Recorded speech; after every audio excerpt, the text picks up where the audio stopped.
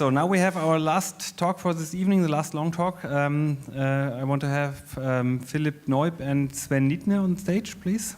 Please welcome them.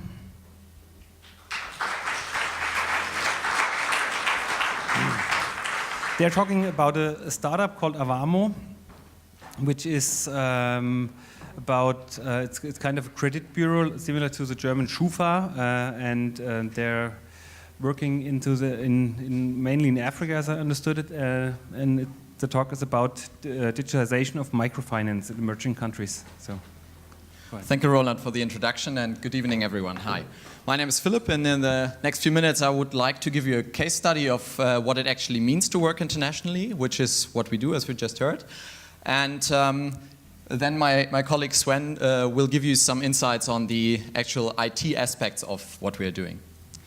So just a very brief overview on the company. We're based out of Frankfurt, but my co-founder is actually based in Uganda, in Kampala, for those who don't know where that is. Here it is.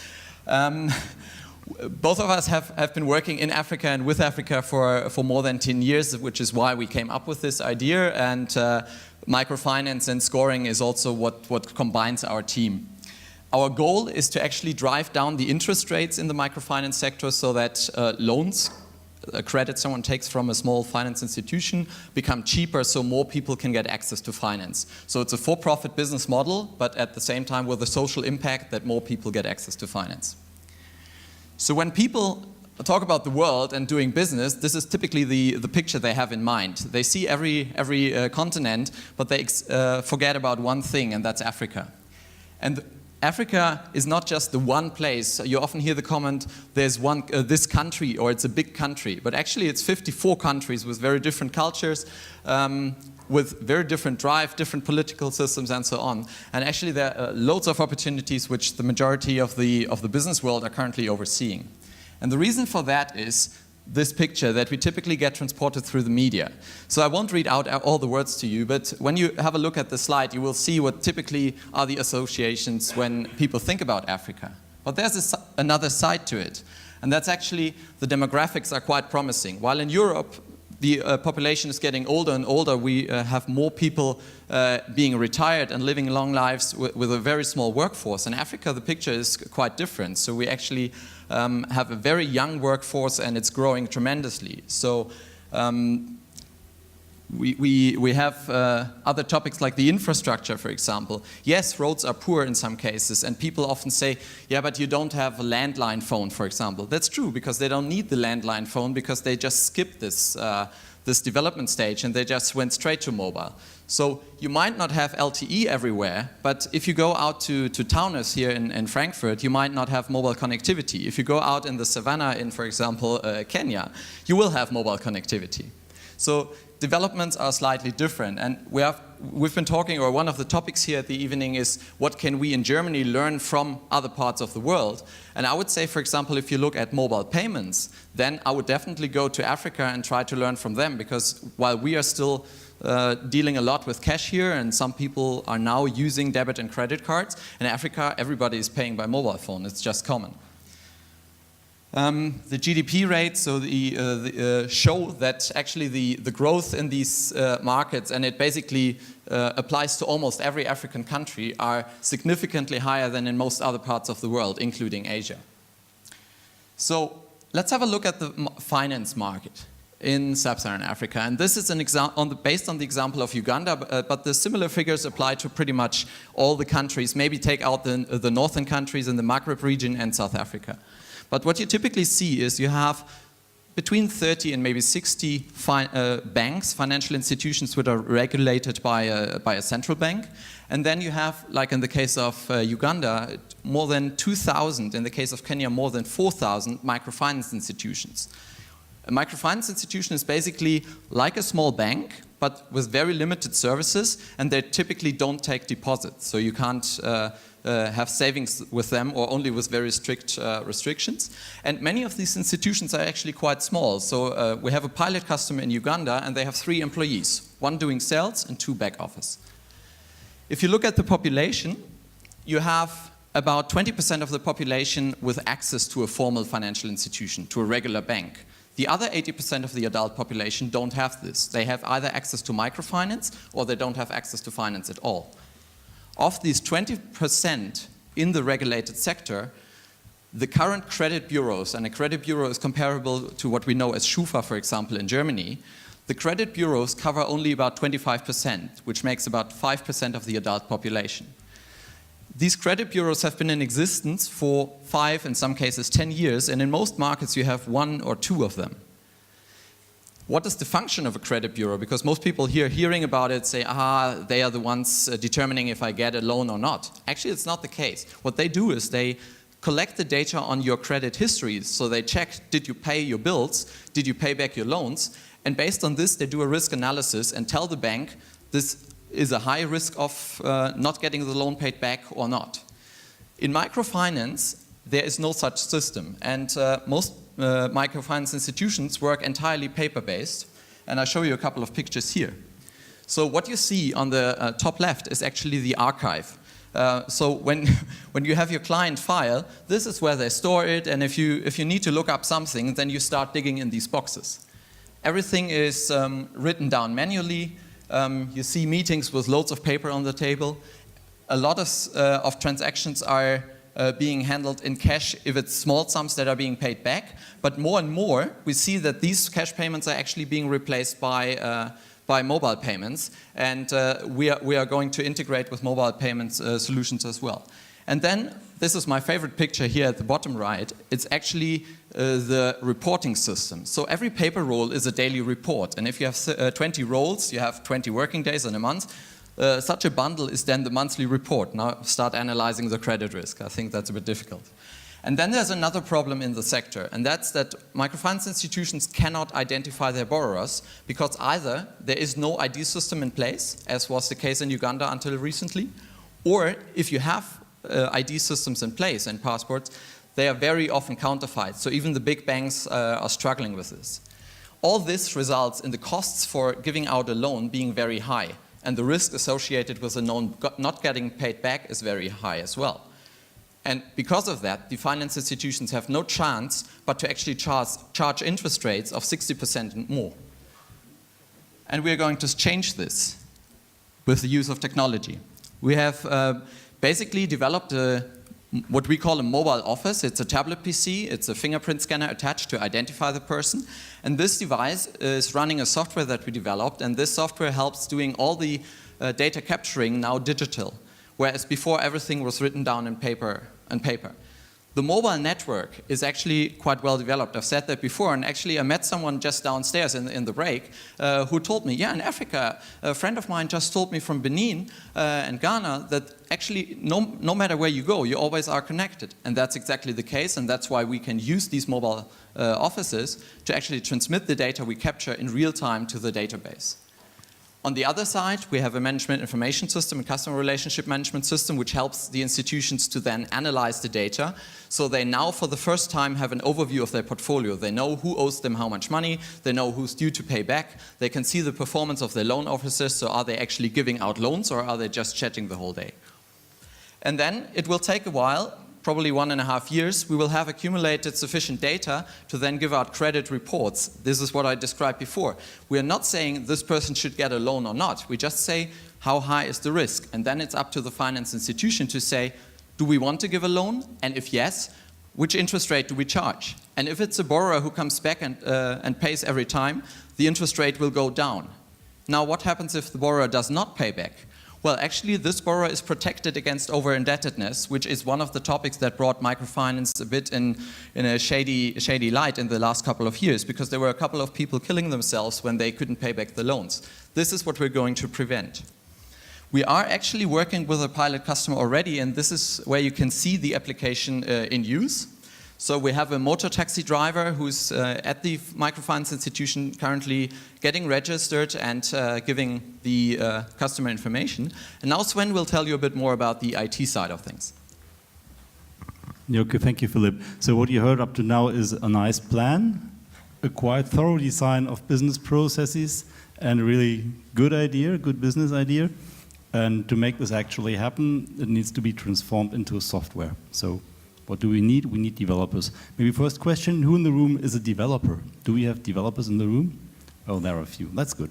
Okay, so I will briefly outline what we're planning to do. Basically, we have several key ingredients of the whole story. The first you learned is biometrics, fingerprints, fingerprint analysis. Second is development of a mobile app running on a tablet. Third thing is a bank. Actually, from our discussions, we learned we need a full banking core backend. This sounds crazy. I will explain in a minute how we will do this. And fourth, we need something like scoring and big data technology to develop the individual predictions of risk for the customers. So this makes, in my opinion, a pretty attractive technology mix, but also a challenging one, because it covers almost every topic that is hot today in the developer community. I'll talk about the bank aspect first, because developing banking software from scratch seems to be a crazy idea. There are two things that help. First thing is that we are not regulated as banks are regulated in Europe. So most of the complexity in today's banking comes from regulation, and we won't see this. Second is the problem that we're trying to solve has been solved before. There's an open source software out there called Mifos-X that is highly customizable and provides all the banking functionality that is needed for a microfinance institution. It's developed by an international software developer community, mostly based, I think, in India, and it brings all the transaction types that we need. So we don't need to worry about this. And this is really a big positive for the software development, because otherwise this would be perhaps the most complex and most ugly part to build on our own.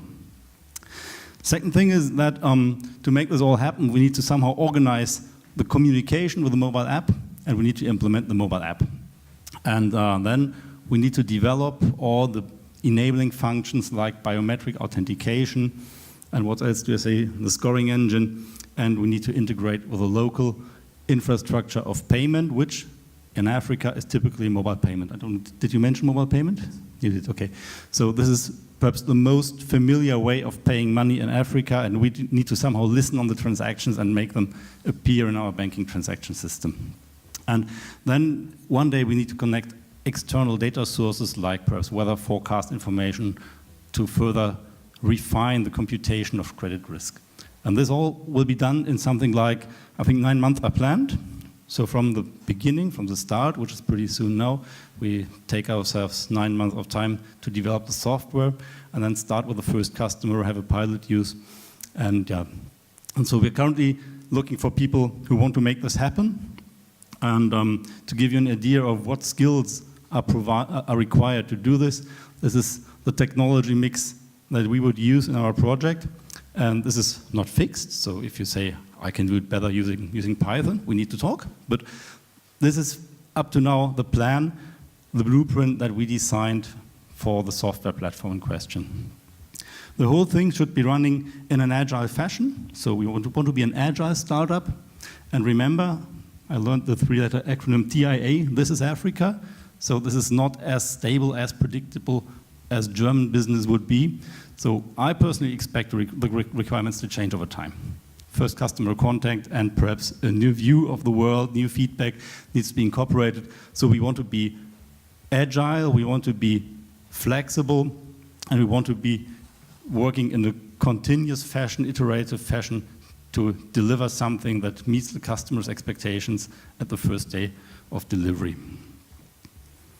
Okay, so I hand over to you. These are your prizes. Yeah, I don't want to go into detail on this, but I think it shows that the concept has been developed over the last 1.5 years and got some traction and got some attention.